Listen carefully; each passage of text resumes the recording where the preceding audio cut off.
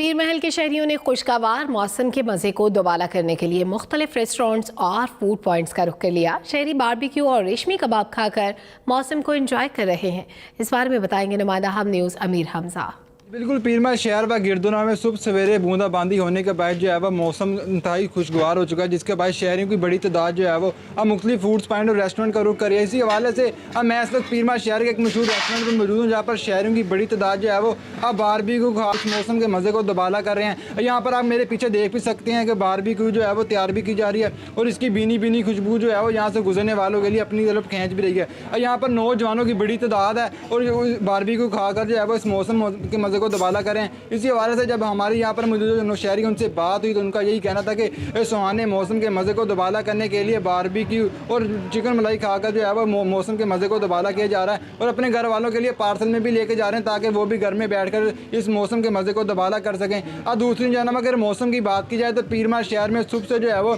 अब 15 से 18 दर्जे सेंटीग्रेड रिकॉर्ड किया गया, जबकि रात गए तक मौसम जो है वो अब 25 दर्जे जो है वो रिकॉर्ड करने के इम्कान जो हैं वो ज़ाहिर किए गए हैं। जी,